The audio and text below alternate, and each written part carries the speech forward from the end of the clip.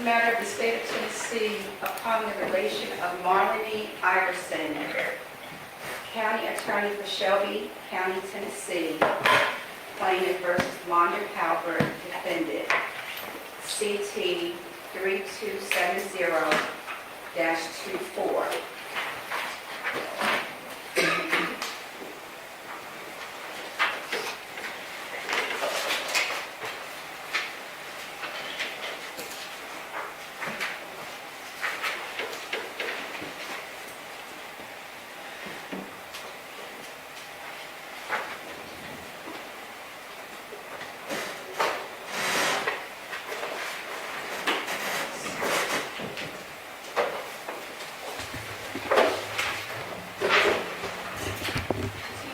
Oh, okay, I have it here.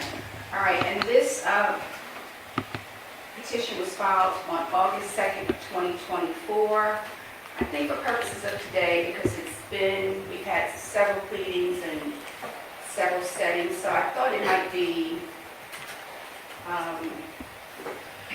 efficient to just go through the procedural history on how we got here today. So the petition was filed initially on August 2nd, 2024.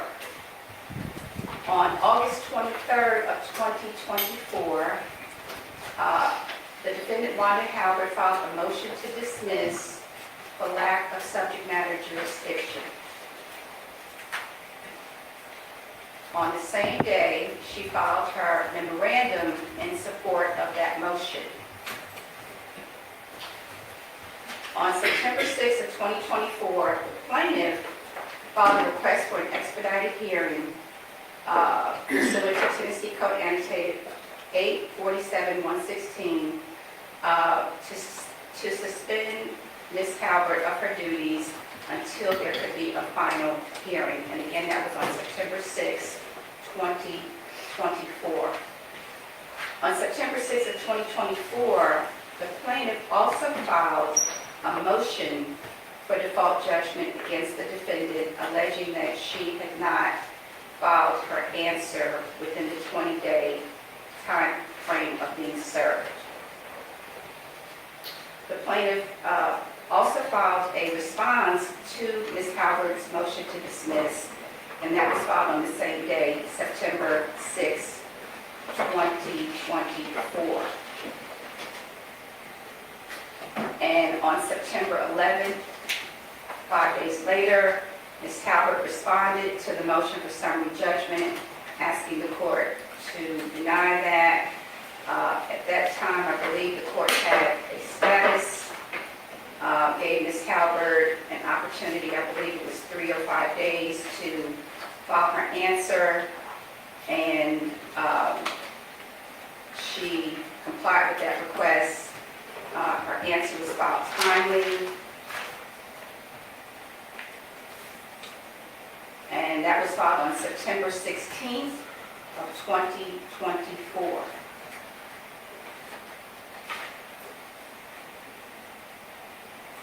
On September 17th, we had a hearing, and the court entered an order on September 27th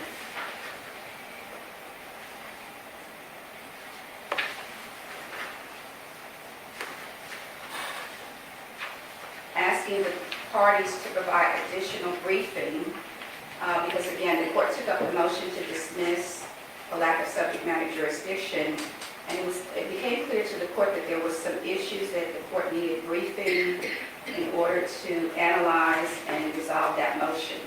So the court entered an order on September 27, 2024, asking the parties to provide supplemental briefing on certain issues. The court reached out to the attorneys. We had a phone conference, I believe, and at that point we decided on a briefing schedule. Both parties were given deadlines in which to file their competing briefs. Plaintiff filed their supplemental brief on October 14, 2024. And the defendant, Ms. Halbert, filed her.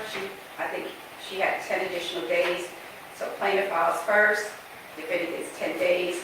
Ms. Halbert responded on October 24th, 2024, filing her supplemental brief. And then the plaintiff filed a reply to the supplemental brief 7 days later. So that was the briefing schedule, and that was on October 31st, 2024. After reviewing the supplemental briefs, the court still had additional questions. And we had a phone conference. We agreed to an abbreviated schedule for the parties to file supplemental briefs, and those briefs were received on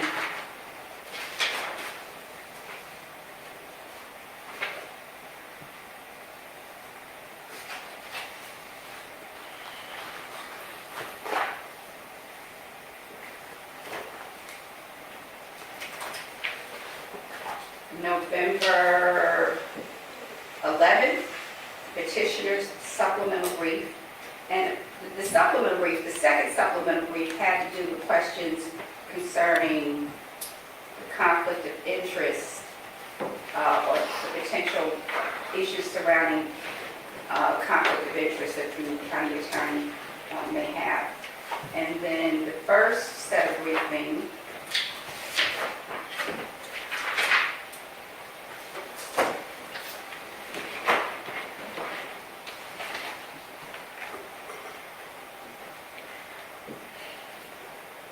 had to do with questions the court had regarding standing and subject matter jurisdiction, and also conflict of interest. So the plaintiff filed their final supplemental brief on November 11th, and the defendant had 7 days. The defendant responded with her supplemental briefing. So the court has had extensive briefing on this issue. And I've spent a lot of time doing my own research, trying to fully and completely digest and understand the arguments of the parties. This has been somewhat challenging because there's been positions that have been taken, and then alternate positions taken, and so it's been somewhat challenging for the court to navigate. But the court is confident at this point that she does understand all the issues, that she understands the law that is applicable to this case. Again, this is a very challenging case, and the court appreciates the time that the parties have given the court to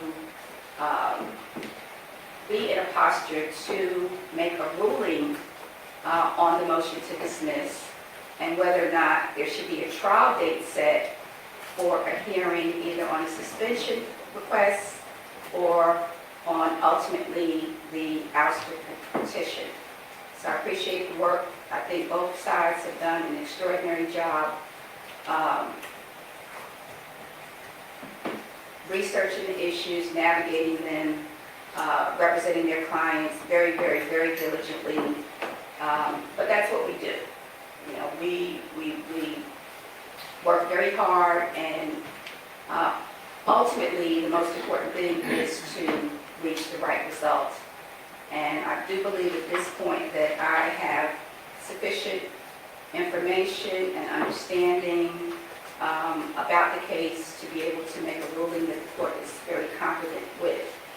Today we're set for the parties to resume oral arguments on their supplemental briefing. Of course, the issue before the court is whether or not the plaintiff has standing and ultimately subject matter jurisdiction to hear and decide this case. And if the parties recall, the petition that was filed by District Attorney Cody Wamp was dismissed on the basis that the court did not have subject matter jurisdiction because Ms. Cody Wamp did not have standing to bring the first ouster petition against defendant Halbert.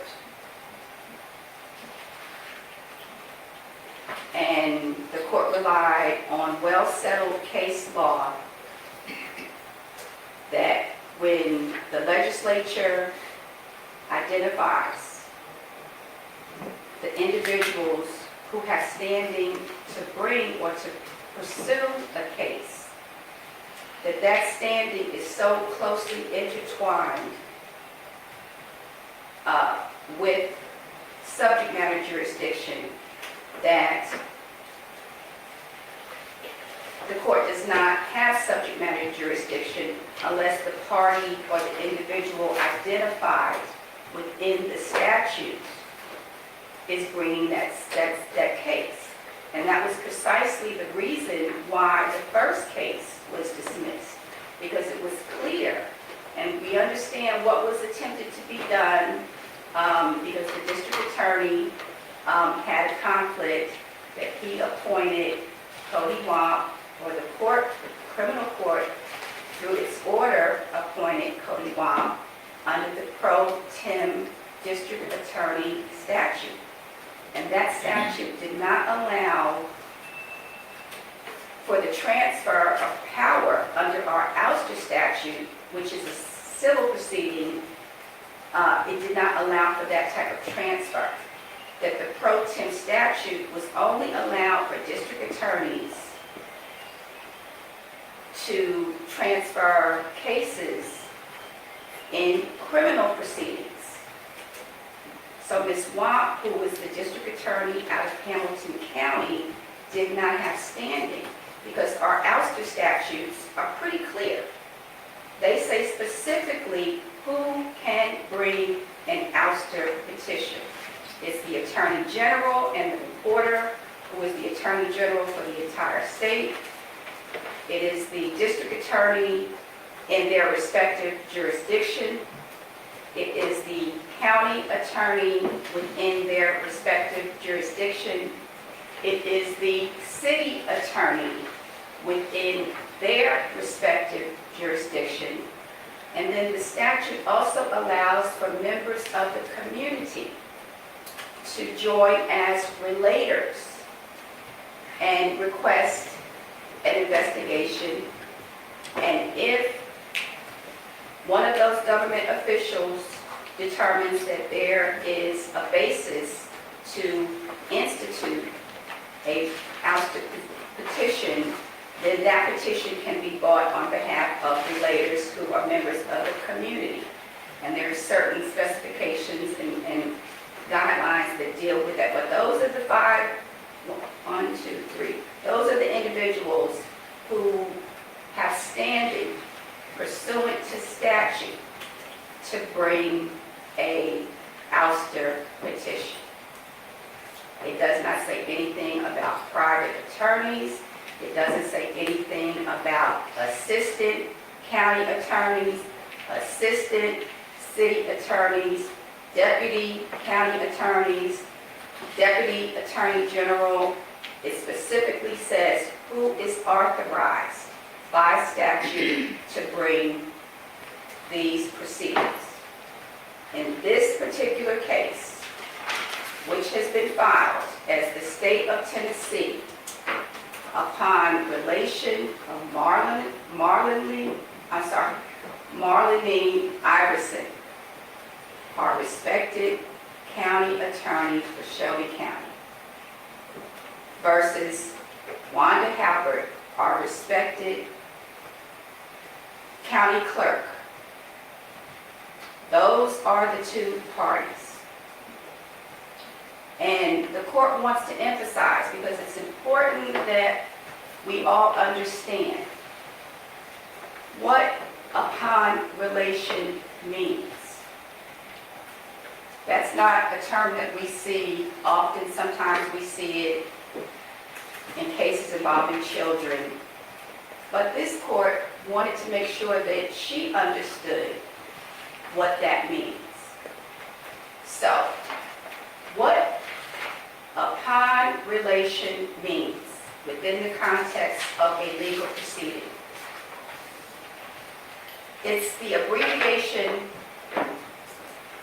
or the abbreviation, ex-rel, stands for the Latin phrase, ex relationale, and I'll spell that, E-X space R-E-L-A-T-I-O-N-E. Ex relationale is a procedural phrase in the Blue Book, meaning on the relation of, or out of the relation of, or on behalf of. This is a phrase showing that the plaintiff is suing based on information from another person. Now, I want to emphasize that. It means that the plaintiff is suing based on information from another person. In the case caption, the party named after ex-rel is the party on whose information the suit is brought. This party is called the relator. I'm going to repeat that.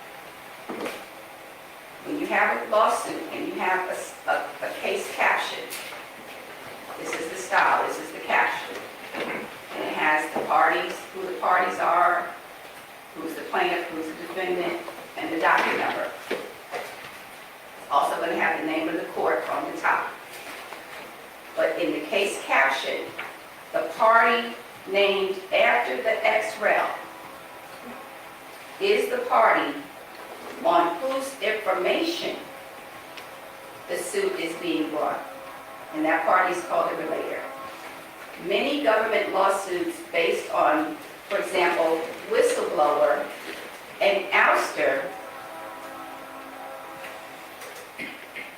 are brought on, is based on information brought by the relator. So it's common in whistleblower actions, and it's very common in ouster. Now, the statute is also clear that ouster petitions are brought in the name of the state. That is mandatory. And I've cited that in my order where I was requesting additional briefing. The second part of the statute, which says that, or it may be brought in the state of Tennessee upon the relation of the county attorney or the city attorney or the district attorney, that is permissive. That means it may be brought, but it's brought in the name of the state. That's why on this petition it says State of Tennessee. Upon the relation of Marlene Iverson. So as I read this petition on its face, it's being brought based on information that Ms. Iverson has related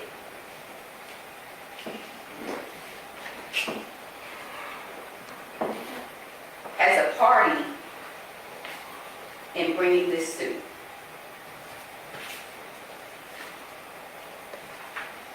Under the state of Tennessee. Now that is essential to the court's analysis. It is essential to the court's analysis. Now, the court has had briefs that have raised a lot of issues, that have cited multiple different cases, but we're going to drill this down, and we're going to focus on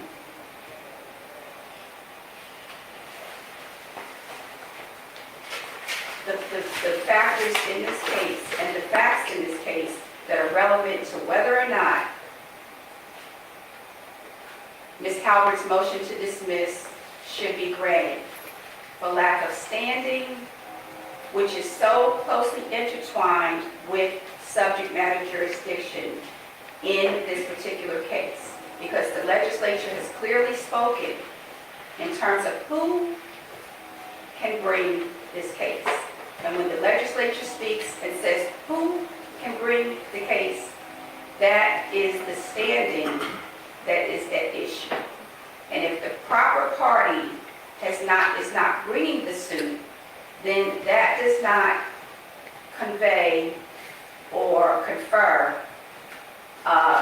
subject matter jurisdiction on this court.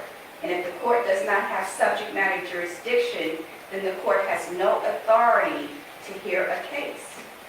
So for example, subject matter jurisdiction. This is a trial court and we have general jurisdiction. This is a state court. This is not a city court. This is not a county court. This is a state court. And by statute, the legislature has invested our circuit courts with certain subject matter jurisdiction. They determine what we can hear. Just because we're a court doesn't mean that we can hear any kind of case. Right? So even though I have broad jurisdiction, I still am limited to what the legislature says that I can hear.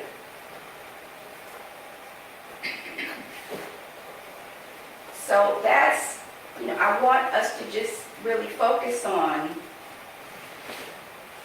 why it's important that the court make sure that the proper parties are before the court spends any time or resources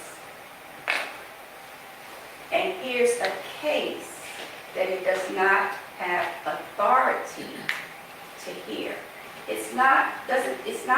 The question is not whether or not I want to hear the case or whether I am professionally qualified to hear a case. I can only adjudicate cases where the legislature has given me subject matter jurisdiction. So I can't hear an immigration case. I don't have subject matter jurisdiction over immigration. I can't hear a dependency and neglect case. Juvenile court has jurisdiction over those, although the statute was amended to allow the court, when we have a divorce and there are issues of dependency and neglect, that I can hear those issues. But if the parties file their dependency neglect case in juvenile court has exclusive jurisdiction. So even though it involves children, even though it involves allegations, that's what the legislature has said by statute. So if I have a divorce and I'm dealing with children, if the parties decide that they want to file a dependency and neglect in juvenile, the juvenile court and the juvenile judge have exclusive jurisdiction. So if I make a decision or hear the case, if I don't have subject matter jurisdiction, that ruling is void. So that's why we have spent a sufficient amount of time trying to navigate and understand whether this case is properly before the court. And this issue has been raised again by Ms. Halbert. She was successful in her first motion to dismiss. Now she has raised a second motion to dismiss saying, Judge, you don't have subject matter jurisdiction. You don't have the proper party before you who has standing pursuant to statute to bring this case. And Ms. Halbert has raised that issue in part, well, it's twofold. One is because we have a private firm, Mr. Myers and Blanca Brown, Ms. Rousseau and Mr. Greer, who have actually filed the petition. And they are with a private law firm here in Memphis, Tennessee. So that's the first question or issue that they raised. The second issue is that, which has been raised through the briefing, is that Ms. Iverson has a self-declared conflict of interest that she contends has disqualified her. Note, this court did not determine that she has a conflict of interest and disqualify her. In her original petition that she filed on August 2nd, 2024, she very clearly states that she has sought an opinion from the Board of Professional Responsibility, and that based on former representation of Ms. Halbert, that she has determined that she and everyone in her office, except for the Deputy County Attorney, Mr. Whitwell, has a conflict of interest.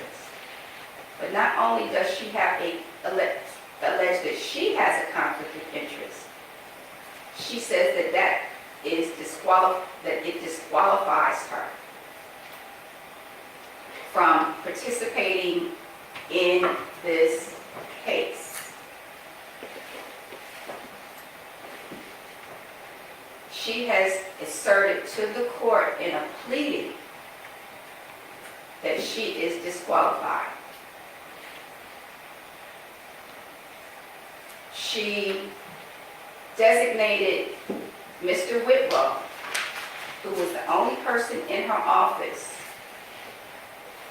that she contends does not have a conflict, to hire Mr. Myers, Ms. Russell, and Mr. Greer to file this lawsuit, to represent her office in this lawsuit.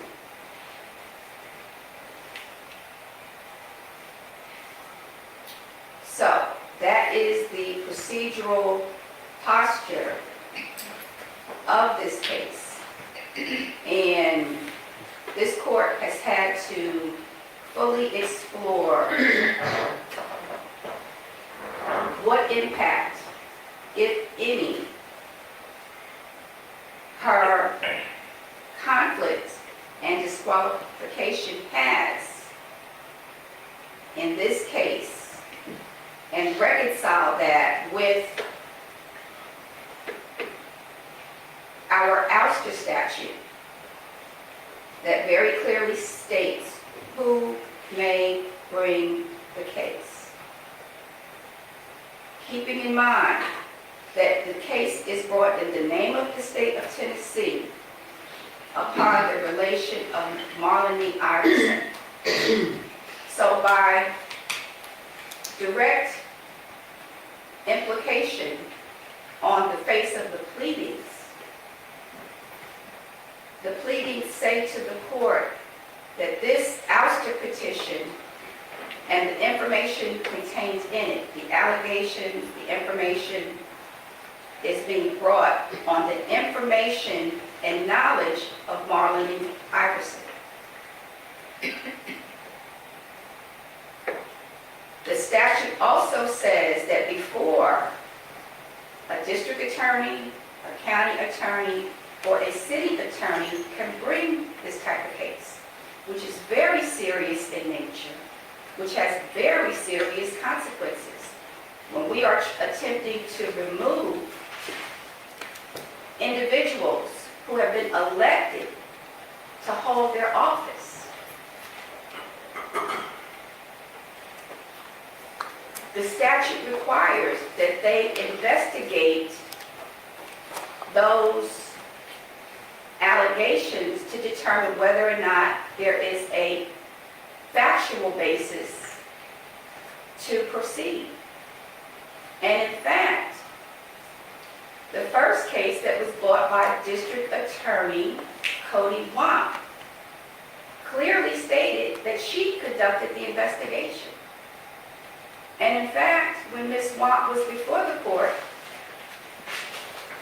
she even said, well, Judge, I've done a lot of work on this case. And I'm persuaded that the case has merit. So I do recall that. But she was only brought into the case because our district attorney felt that he had a conflict and that he could not fulfill his duties pursuant to the statute. But Ms. Wamp did an investigation, and based on her investigation, she believed that the petition was proper. Now, we're not here to deal with the merits of the petition today. Whether or not the allegations, these are just allegations. And allegations are allegations until they are proven.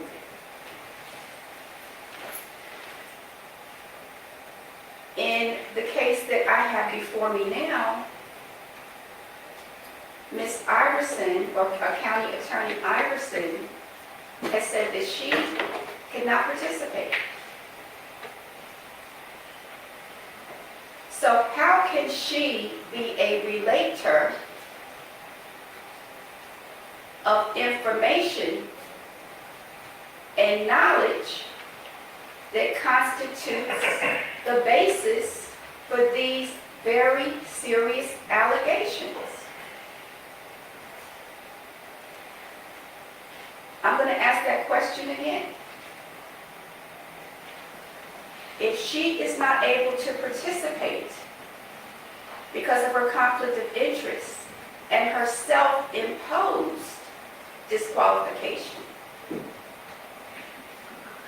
then how can she provide the information and the knowledge based on an investigation to support these allegations? We don't make allegations against individuals frivolously. The law does not allow that. Not in an ouster, not in any legal proceeding. We have certain rules that deal with frivolous claims. It's part of our jurisprudence that that we don't allow or want individuals to bring lawsuits, no matter what type they are, that are frivolous.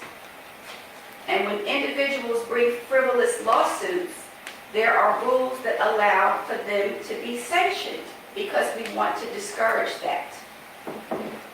So implicit within the statute is the requirement in the ouster statute that there be an investigation. That the county attorney, the district attorney, the city attorney, or the attorney general conduct an investigation. And if their investigation determines that there is a basis for an ouster, then they may proceed. So the first problem that the court has is that Ms. Iverson has said that she implicitly has not conducted an investigation, that she is not able to participate. And this is not the court's words, these are her words, that she's not able to participate.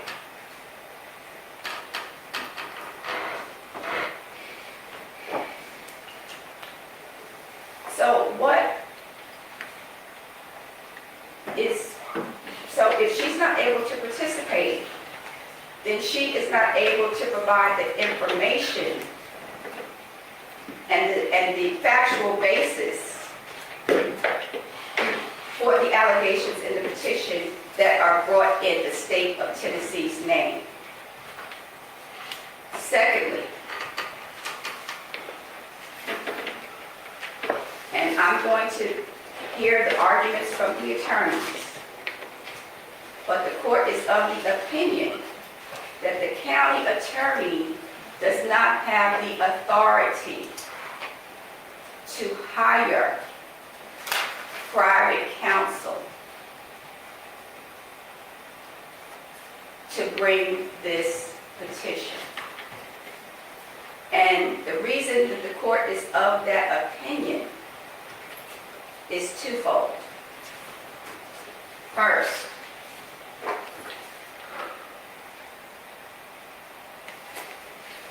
in Jordan versus, this is Hubert Bruce Jordan versus State of Tennessee, ex-rel William H. Williams, County Attorney for Shelby,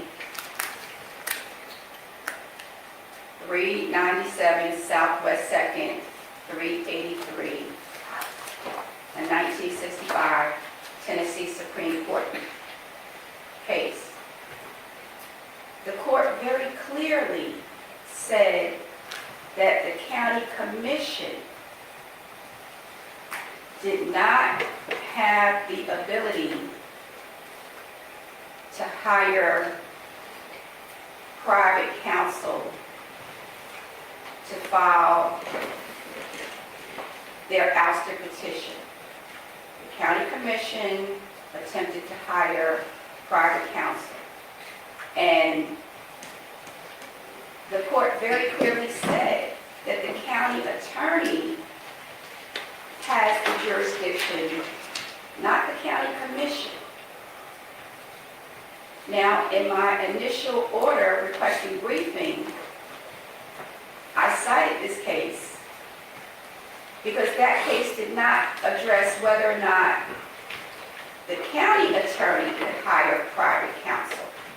So I want us to be clear. In Jordan, the county commission hired private counsel.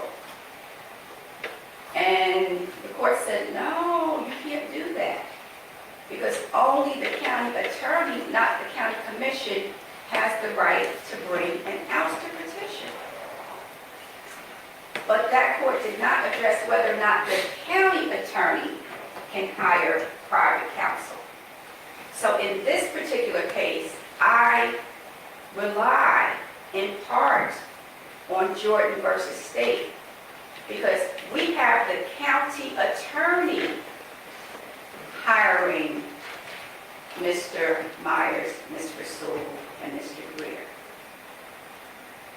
The county attorney does not have jurisdiction to bring an ouster petition. That's clear.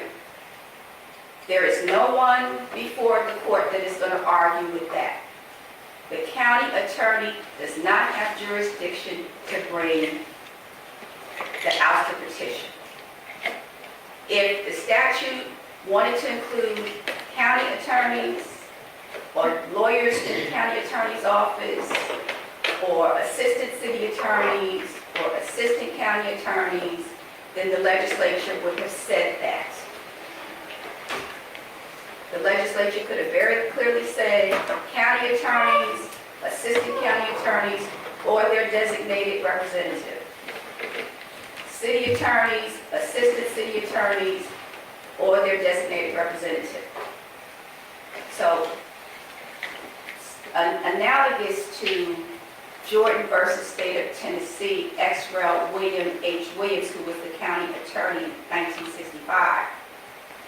The county commission could not hire private counsel. The court believes that the county attorney cannot hire private counsel to file a petition in the name of the state. Additionally, the court relies on State of Tennessee upon relation of James D. Estep III, who was the county attorney for Claiborne County, versus Dennis L. Peters. This is a 1991 ouster case that went up to the Supreme Court. The citation is 815 Southwest 2nd, 161. And in that particular case, and it's important to understand what happened in that case.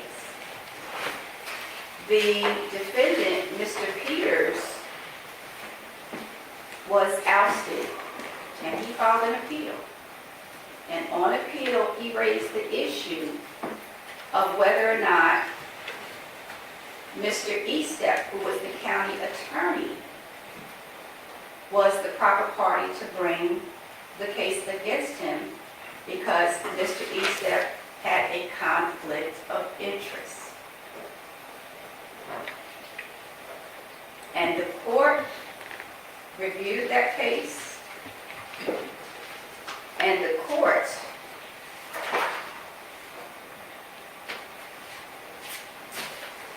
one second, because I've got a lot of papers here. Yes. The court in Estep said that, and in that particular case, the county attorney was simultaneously representing Mr. Peters in other litigation. Remember, he's the county attorney, and the county attorney represents different departments of government and those individuals. So this county attorney was representing the defendant simultaneously when this case was brought. And the court held that the participation of Estep in this litigation amounts to little if no more than the use of his title as is appropriate under Tennessee Code annotated 847-102 and 847-110. That he was, it was determined that he was a participating plaintiff. He was the participating plaintiff. But the most important thing is that the court said, moreover, as was found by the chancellor, there is no evidence that the defendant in any way was prejudiced by Mr. Estep's participation in the litigation. So the county attorney who was representing the defendant in other cases, even though he filed this ouster petition against Mr. Peters, the court said the chancellor determined that there was no prejudice by the county attorney participating in this particular case, and that he was participating as a, let me just make sure I got the right term here, because that term is important. Was it participating plaintiff, Mr. O'Neill? Participating plaintiff? He was a participating plaintiff. They use the word participating plaintiff. Now, when we take the Estep case,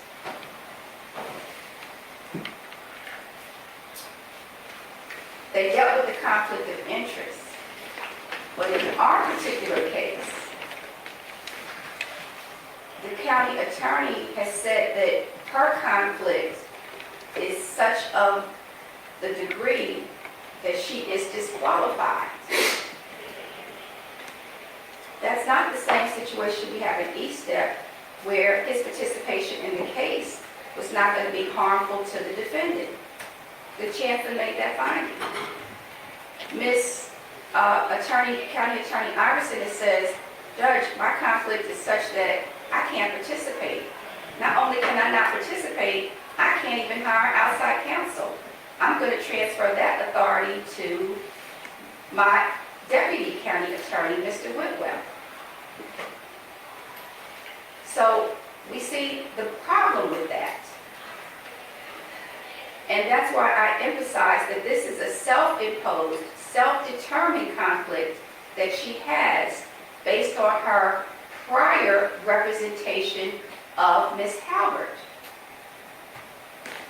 Now, the cases are clear. County attorneys, they represent multiple different employees and officials that are within county government. But Ms. Iverson has said that her particular conflict is such that it disqualifies her. Mr. Estep, in this particular case, took the position, Judge, I'm not disqualified. I can bring bring this case. And the Tennessee Supreme Court agreed with him.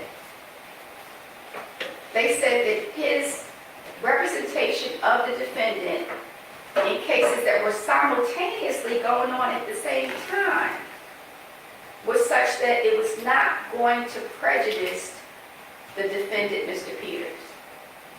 Well, implicit within the representations of our county attorney, Ms. Iverson, if her conflict is so significant that it disqualifies her, then implicit within that is that it would be prejudicial to Ms. Halbert if she participated.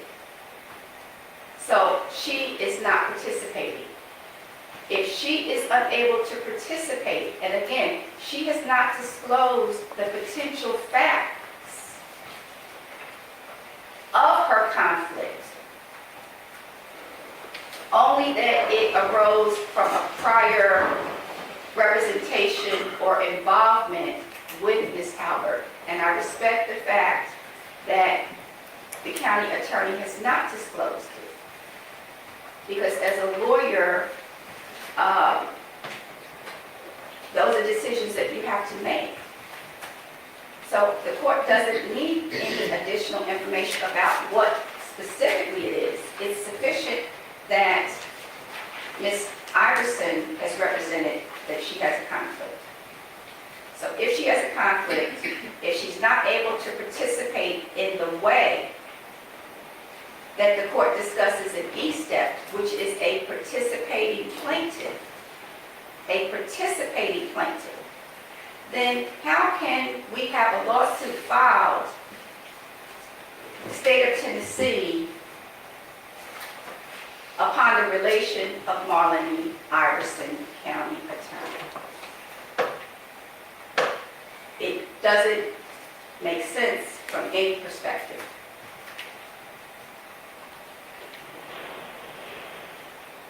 So,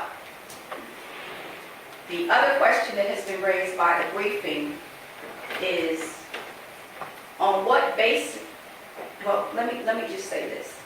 On what basis has this ouster petition been filed in the name of the state of Tennessee upon the relation of Marlene Iverson? Who conducted the investigation that led to the filing of this complaint?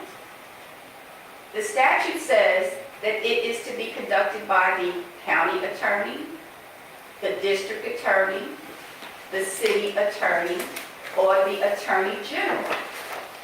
But only in their respective, so we know that the district attorney has not participated because he had a conflict that was disclosed on the first filing.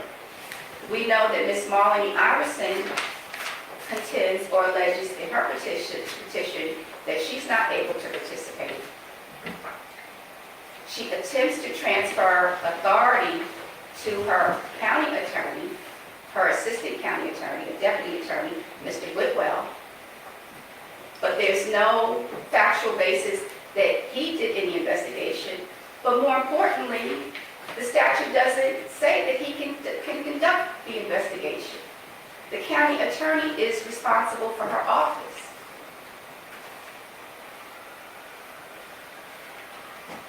Deputy attorneys and assistant attorneys work under the county attorney. Assistant district attorneys and deputy attorneys work under their district attorney. So it's difficult from any perspective. And Mr. Whitwell has hired private counsel to bring these very serious allegations. This is a very serious type of proceeding when you're attempting to oust an elected official based on the allegations that are contained in the complaint. We must ensure that the court complies with the statutes that govern these proceedings.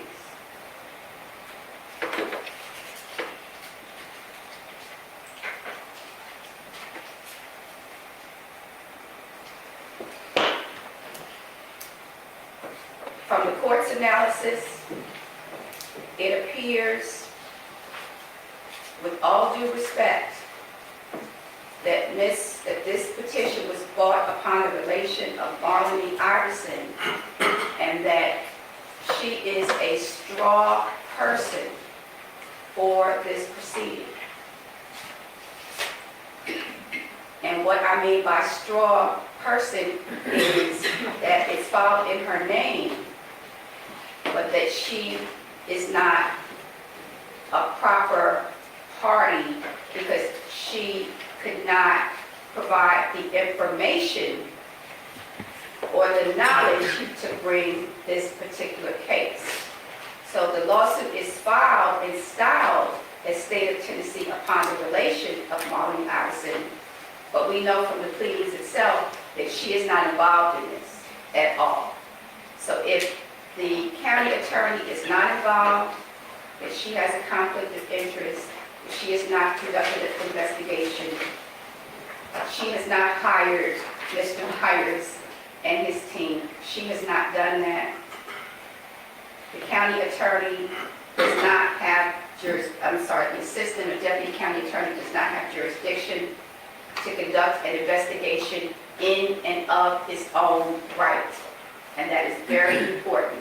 He does not have statutory jurisdiction to conduct or initiate, instigate an investigation into a city, county official in his own right. Even if he could hire a private counsel, he cannot institute this petition. His name should be on the petition. It should be State of Tennessee upon the relation of Mr. Whitwell. But it was not filed that way because we know that Mr. Whitwell could not file this. So the county cannot respectfully have it both ways. You can't have a deputy county attorney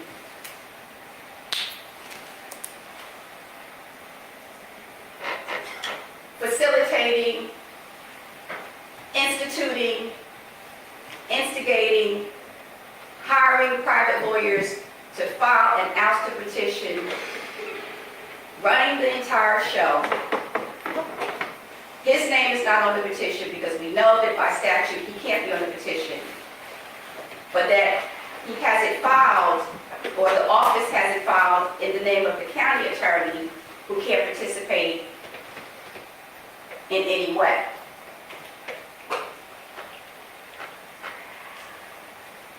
So I don't see how this case can go forward. Again, there have been a lot of issues raised, and I want to be, I think the lawyers have done an excellent job, but it's not easy. And I appreciate the fact that Ms. Iverson, our county attorney, our esteemed county attorney, has said she has a conflict. She disclosed that. But the efforts then to transfer power to the county attorney, have him institute, instigate, and those are words that were used in the ouster statute. Institute, investigate, and file, hire private counsel to file on behalf of his county attorney who cannot participate in the case, does not pass muster. And the court is being kind by saying that. So, if there's anything that, and I wanted to start out because I wanted the lawyers to know, I think you have all, again, this is not an easy case. And I know the question is going to be raised, well, Judge, if the district attorney has a conflict and the county attorney has a conflict, what are the citizens of Shelby County to do? Myers has raised that question with me before. And Mr. Myers, I can't answer that. That's a question for the legislature. And we do know that the legislature sometimes will act when we have cases that come down. They will act, and they will act in a manner that they deem fit. And they will modify statutes, and they will, they will repeal statutes, or they will enact new statutes based on decisions that trial courts and our appellate courts make all the time. But that is their preview. Ms. Halbert had nothing to do with the conflict that the district attorney or the county attorney had. So I don't know what to say about that. But we cannot allow these types of proceedings to go forward when there are flaws such as this that would be highly prejudicial not only to Ms. Halbert, but to any government official that may be the subject of these types of proceedings. That we have to make sure that we dot our I's and that we cross our T's, and that we apply the statutes as written.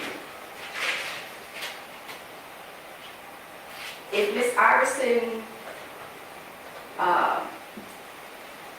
believes that she has a conflict that prevents her from participating in any way, then pursuant to the statute, she is not able to fulfill her constitutional duty that requires an investigation and information that she determines is a factual basis to bring the ouster. Yes, could Ms. Iverson have attorneys in her office working with her and conducting the investigation? Absolutely. That's why she has assistants and a deputy and special counsel that she can hire. But this particular lawsuit says upon the relation of Marlene Iverson. And we know that that just is not an accurate representation of this particular case. And in the pleadings, it states that Mr. Whitwell is the one who has hired counsel. And because we have this Jordan case, the court said that the commission didn't have the authority to hire counsel to bring an ouster. The court is of the same opinion that the deputy county attorney, Mr. Whitwell, did not have the authority to hire counsel to bring this action, because he did not have authority to bring the action. The reasoning in the Jordan case was that because the county commission didn't have the authority to bring the action, they couldn't hire anybody to bring it for them. The same analysis applies. County attorney, the assistant county attorney, deputy county attorney, I'm sorry, and I keep using the terms interchangeably. But Mr. Whitwell, he doesn't have standing pursuant to statute, ouster statute, to bring this proceeding. If he does not have standing to bring the proceeding, then he can't hire counsel to file the proceeding for him. The other thing that the court would note, it may or may not be significant, but in the Eastep case, while County Attorney Eastep hired outside counsel to file the petition, he was also participating in the lawsuit. The exhibits in this particular case show that he signed the complaint as the county attorney. He was on the petition as the county attorney, along with private counsel. Ms. Iverson is not on the complaint as the county attorney. The reason she is not on the complaint as the private attorney is because she has determined that she is not able to participate. That her conflict is such of a degree that it has disqualified her from any involvement in this case, including hiring counsel. So hopefully everyone understands. I mean, it's not easy. It's taken me some time, and I've been looking at these documents for 2 or 3 months now. So, you know, if everything that I've said doesn't make sense, I hope that it does. Of course, we have a transcript. But I'm going to turn it over to the attorneys right now. Mr. Myers, I know that it's probably not the result that you hoped for, but is there anything that you can say or want to point out that might affect the court's analysis?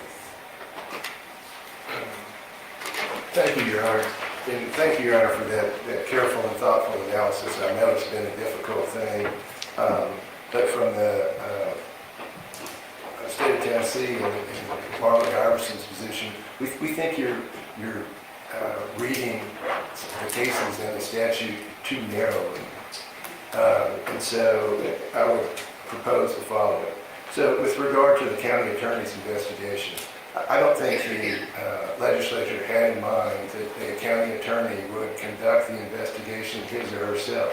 Now, they could if they wanted to, but you know, this is Ms. Halbert's situation is a pretty big endeavor, and for one person to go out and do the investigation, look at documents, interview people, I think would be too much, would be asking for too much. Well, let me just address that, because I thought that I had dealt with that. Certainly the county attorney can involve anyone in her office, but the statute says that the county attorney has to instigate it.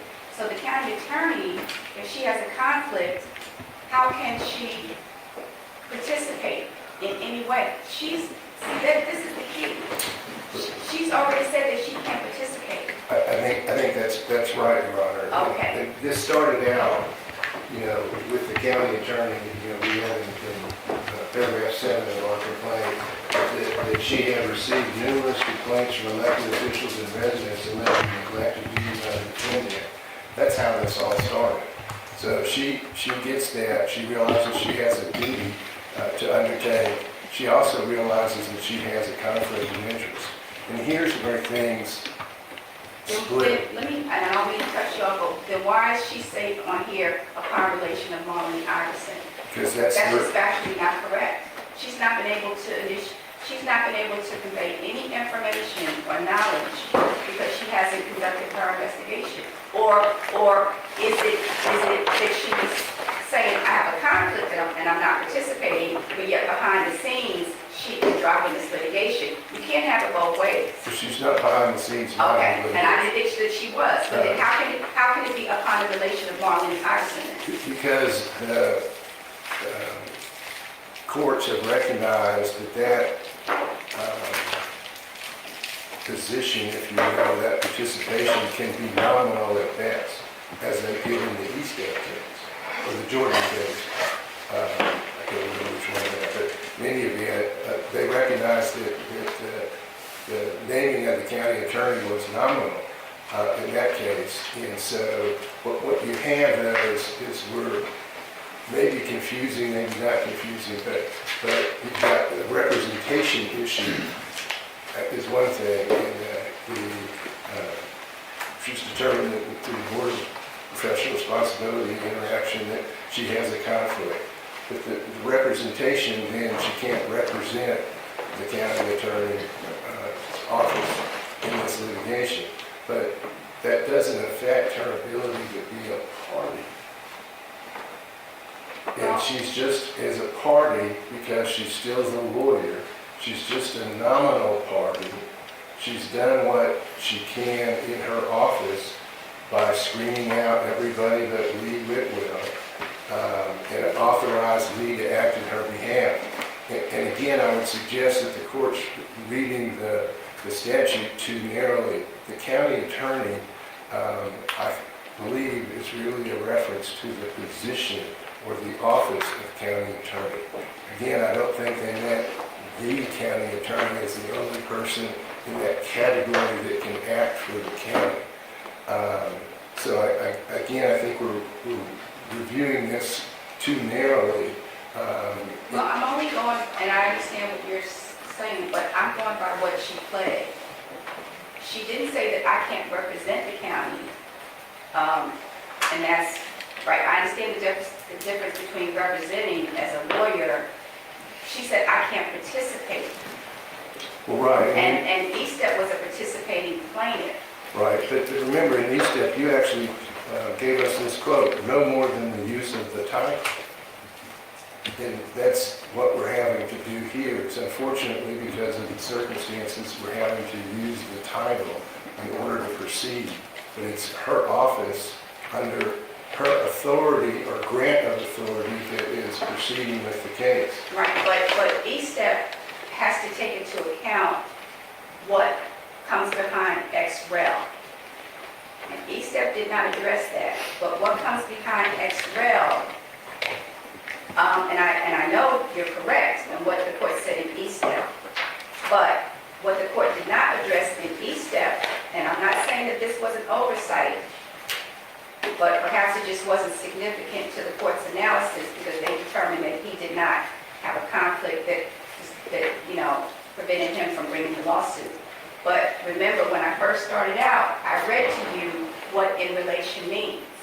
No, It's just not there just to be there. It's just not, the Supreme Court says, yes, it's there in title only, but it means more than title only. It means that the person behind the ex-rel is the one that is providing the information.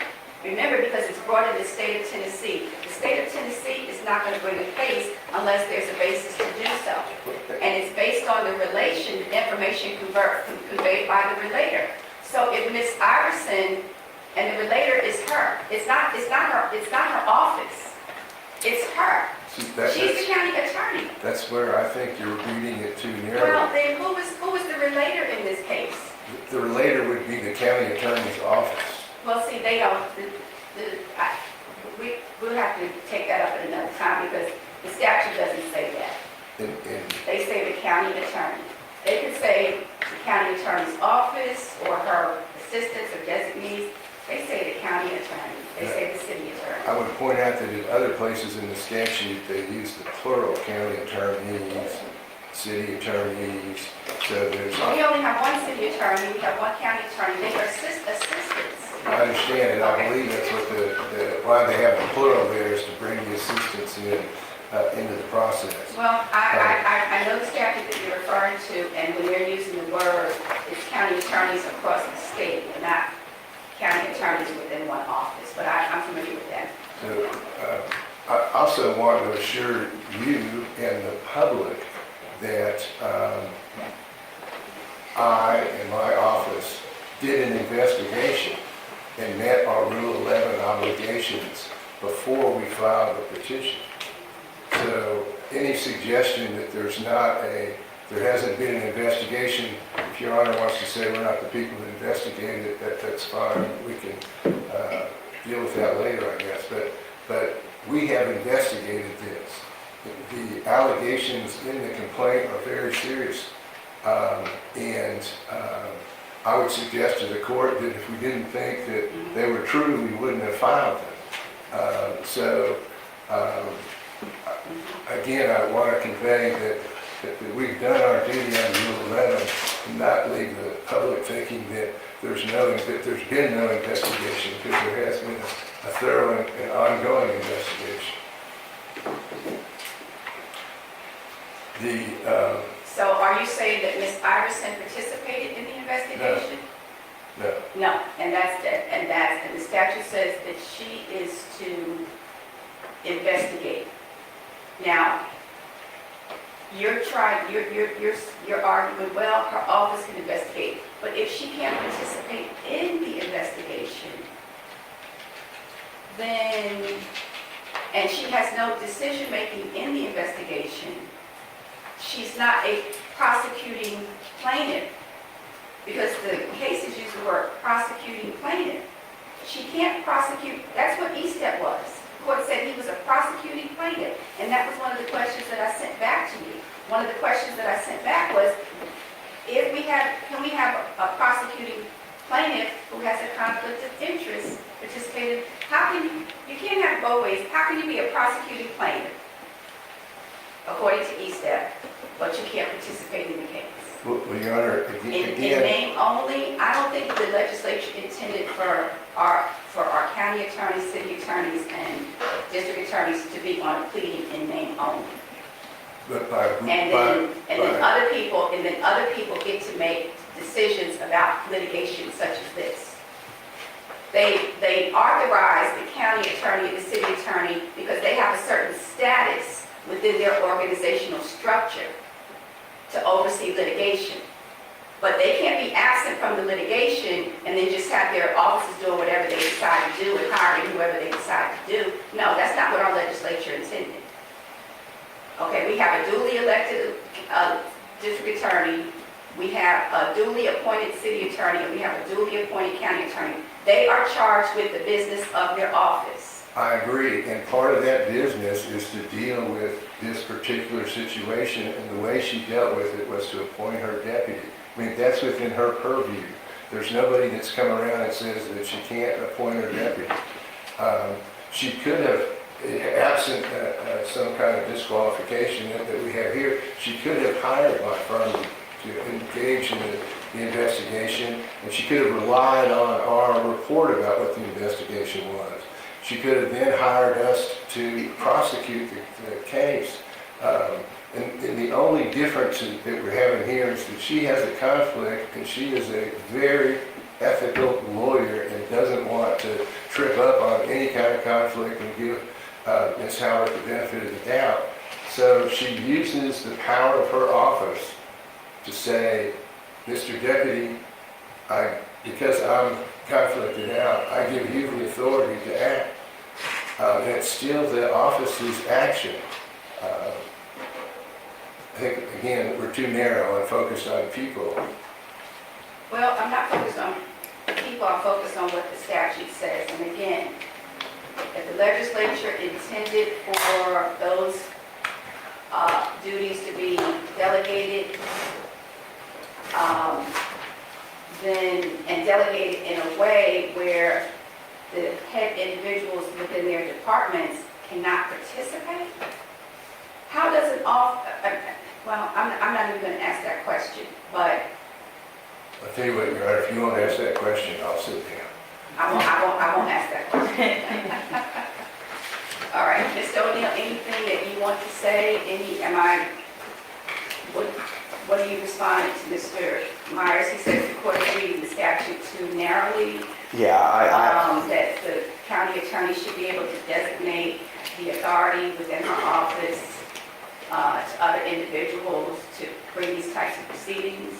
What do you say about that? Well, Your Honor, this is what I say a number of times when I'm talking about statutes and case law. The ouster statute was enacted in 1915, so almost 100 years ago.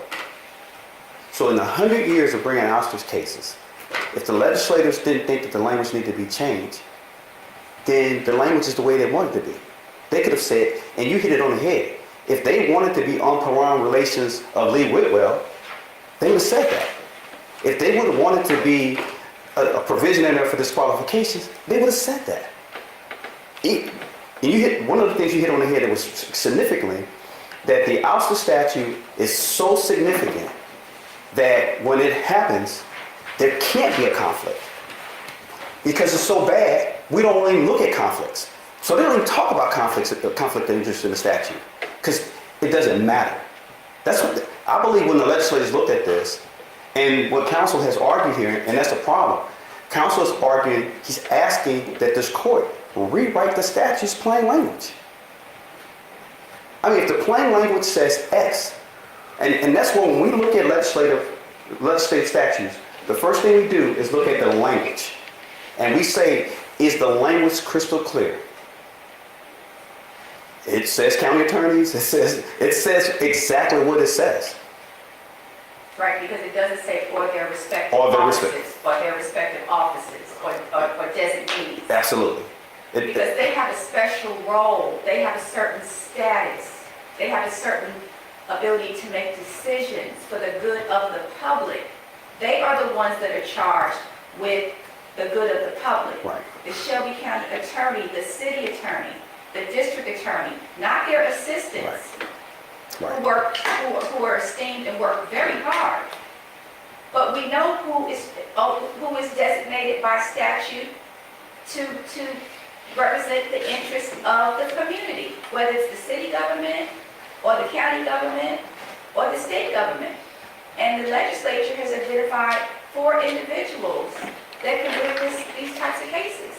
They didn't even say city council. Right. They didn't say county commissioner. Or mayor. They didn't say mayor. Right. They said exactly.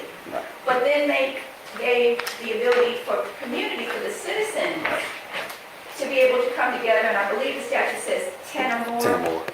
as realtors, and that the county attorney has to investigate, and if there's any basis, or then the county attorney shall file those proceedings. Right.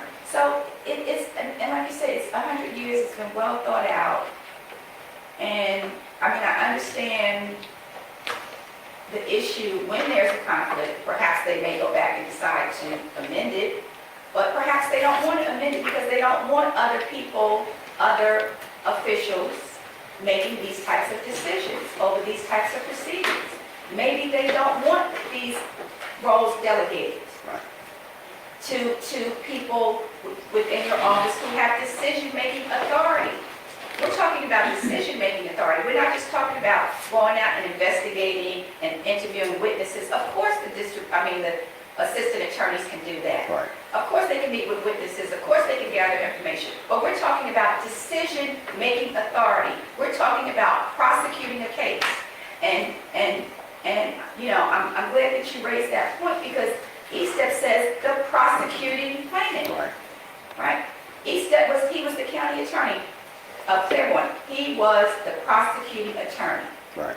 So whether they say that it was just a title, I respectfully would say he was the prosecuting attorney according to their opinion. He was on the pleadings as a prosecuting attorney. And it was upon his relation. There was nothing in that case that said that he did not conduct an investigation or his office did not, they didn't even deal with that. But it was upon his relation. Right. So the question is, should the court adhere to the plain language of the statute and give it a strict interpretation? And I think from the public policy standpoint and the legislative intent, it seems to me that the legislature knew exactly what it was doing when it designated these 4 high-ranking individuals within our city, county, and state government. Not their assistants. These individuals who are ultimately responsible to the people of their communities. With all due respect, and I used to be an assistant city attorney. So I was an assistant. Right. I worked in government, and assistants work hard, right? But we had our boss. Right. We had the city attorney who made the decisions for that office. Assistant city attorneys didn't have any decision-making authority. You know, you may have a little bit, but you had to run decisions by your boss. Right. You understood what your inherent authority was within that office. So again, we have a deputy county attorney, Lee Whitwell, who is making major decisions with regard to ouster proceedings involving an elected official. So I am comfortable with my decision, because if that's what the legislature intended, that anyone in the county attorney's office, anyone in the city attorney's office, anyone in the district attorney's office can be responsible for making those decisions and for prosecuting those cases in a way that is designed by statute upon the relation of, then the legislature can clearly say that. If the appellate courts believe that that's what the intent is, that anybody in the office, suppose Mr. Whitwell had a conflict and you have a new attorney that's just come in, been on your employment for 2 weeks, an assistant county attorney, but Mr. Whitwell's got a conflict. Can the county attorney designate it to a new attorney just coming in for 2 weeks to make decisions about bringing an ouster against an elected official? I think not. So from a public policy standpoint, and a legislative intent standpoint, when you extrapolate it out, it just does not pass muster with this court. Yes, Your Honor. Because I don't think the legislature intended for those types of decisions in these particular types of cases. Now, we know that county attorneys file cases all the time, Right, right? All the time. right. But the statute doesn't say that they can file this case. It says, and keeping in mind that the party is the state of Tennessee. Right. The state, Right. not an individual. That's mandatory. So, I mean, really think about this. The state has an interest in who makes decisions on behalf of the state. Right. And the legislature was comfortable with delegating these individuals to make decisions on behalf of the state. And those 5 individuals had the ability to permissively put on the petition that it's going upon information that I provided. Right. That's not mandatory. Right. It could have just been in terms of the state of Tennessee. But again, the public policy all comes together. It all comes together. It really does. Yeah, and I understand the conflict and I understand the situation, and it's nobody's fault, but I don't think that anybody within county government, in the county attorney's office or within city government or within the district attorney gets to make these types of petitions and prosecute these cases. That is an important term. Right. And that's what E-Step discusses, and that's what I inquired about as a prosecuting claimant. You know, that is important. Yes, ma'am. No, you get me out that. And it's kind of, I don't want to say ironic, but when I was going to, I didn't know if you wanted us to present your argument today. Everything that you said was my argument.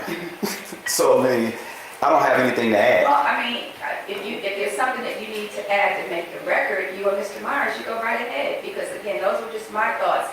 But as you were speaking, you know, the public policy really came together in a way that I was able to explain and articulate, because it's important. If this case does go up on appeal, I want the Court of Appeals to fully understand my analysis Right. and the logic. Right? So when Mr. Myers raises the issue, well, Judge, you're reading it a little bit too narrow, and you know, other individuals within the office should have that authority. Not in this particular type of case. It's too important. The state is the party at interest, and the legislature, I mean, I can't rewrite the statute. If I rewrite the statute, then, you know, I just can't do that. So, anything else you want to say? Yes, Your Honor, just for the record, Jordan is a 1965 case. And the issue in Jordan is about private attorneys. So from 1965 to today, the legislators did nothing to address the issue about the question of whether or not a private attorney can be hired. Whether it's on behalf of the commission, whether it's on behalf of the mayor, or whether it's on behalf of anybody. It's not been addressed, it's not been overturned. Jordan is good law. If we take the argument that the court is reading everything else too narrow, the question is the court reading Jordan too narrow? Jordan says private attorneys can't bring this matter. So that becomes the issue. But I would say, yes, you're reading it too narrow. But that's all. It's, you know, I think that the analysis is right on point, Your Honor, and I don't have anything to add. I do think, like I said, at the end of the day, when you look at Jordan I think Jordan is on point here. When you look at E-Step, I think E-Step is absolutely problematic because E-Step signed the complaint. And if you look in the 8th Circuit, where E-Step is, They actually have a rule that says when the attorney signs the document, they are counsel of record. So that means whether they sit around twiddling their thumbs, they're participating because the court considers them counsel of record. And the last thing, Your Honor, you said Rule 11, and you were crystal clear. When a lawyer files a lawsuit or files a complaint, they certify that the information in that complaint is correct. What this complaint certifies is, number one, that Marlene Alderson is who this complaint has been brought upon. That's number one, what it certifies. Number two, what it certifies is she did no investigation. It didn't identify who did anybody. Who did the investigation? There's nothing in this complaint about investigation at all. Then in number three, then it says crystal clear that she's without a doubt disqualified. That's all under Rule 11. So the lawyer that filed that certified to the court that she's disqualified and somehow that is upon her relations. Those are counterintuitive. It just does not, but anyway, it's up to the court's questions. No questions, Mr. Myers, any other comments? No, Your Honor, Please. thank you. Okay. All right, well, very good. Well, having thoroughly considered the pleadings and the applicable law of Rule 12 of the Rules of Civil Procedure, motion to dismiss, drawing all reasonable inferences in favor of the non-moving party, and considering the allegations and statements on the face of the complaint, the court is of the opinion that the motion to dismiss the ouster petition against Ms. Halbert should be granted, and this case is hereby dismissed. Okay, so Mr. O'Neill, I'll let you prepare the order after you get the transcript. And is there anything else that we need to take up? No, Your Honor. Not for me to finish, Your Honor. Okay, thank you all both for your hard work. Everybody did a great job. Thank you. May I be excused, Your Honor? Yes.